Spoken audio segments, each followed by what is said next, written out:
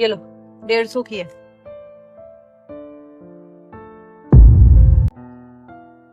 अरे 1 मिनट, ये तो सिर्फ 40 रुपए है, 150 बोले मैंने, बाकी ये पैसे। दीदी मैं बाद में दे जाऊंगी आके। अच्छा, बाद में नहीं आई तू तो कहाँ ढूंढती फिरूंगी। ऐसा कर, दवाई भी ना बाद में ले जाइयो, पकड़ अपने पैसे दे इधर। दीदी दे दीजिए ना, मेरे भाई की तबीयत बहुत ज्यादा खराब है, उनको इस दवाई की बहुत ज्यादा जरूरत है। मैं दे जाऊंगी, मैंने आपसे बताया ना। ऐसे ही अगर रोज के 100 कस्टमर आ गए ना मेरे पास तो देख लियो कितना नुकसान हो जाएगा। तुम लोग ना बहाने बनाते हो बस, और कुछ नहीं।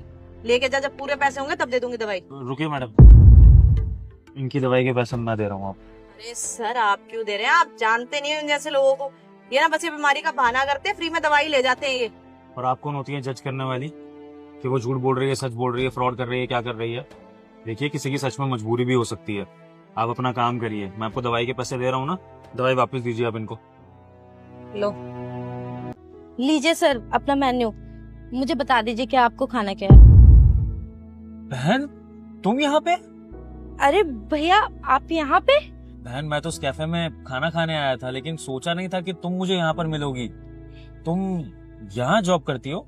हाँ भैया, अभी कुछ दिन पहले ही मेरी इस कैफे में नौकरी लगी है। ऐसे देके बहुत बड़ा एहसान किया था मुझ पे।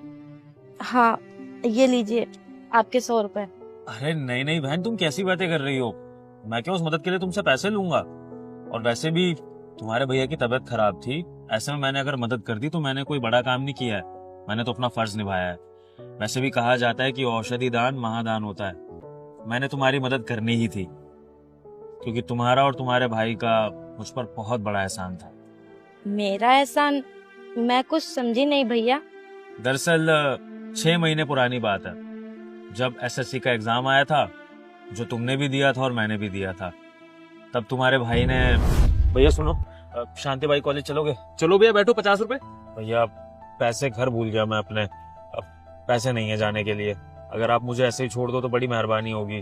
भैया एसएससी का बहुत इंपॉर्टेंट एग्जाम है, और अगर इस साल छूट गया ना तो अगले साल आएगा फिर नंबर। तुम्हारी फोटो मेरे दिमाग में आ गई और मैं तुम्हें पहचान गया था। हमारा ये एक और भाई है ना बहन, भले ही तुम्हारे उन भाई को भी प्रॉब्लम हो रही है, वो काम नहीं कर पा रहे हैं, तुम्हारी हेल्प नहीं कर पा रहे हैं, लेकिन अब से मैं भी तुम्हारा भाई हूँ। अब मेरा भी फर्ज बन गया है कि मैं तुम्हारी पढ़ाई पूरी करवाऊं और तुम्हें उस मुकाम पे पहुंचाऊं जो तुम डिजर्व करती हो।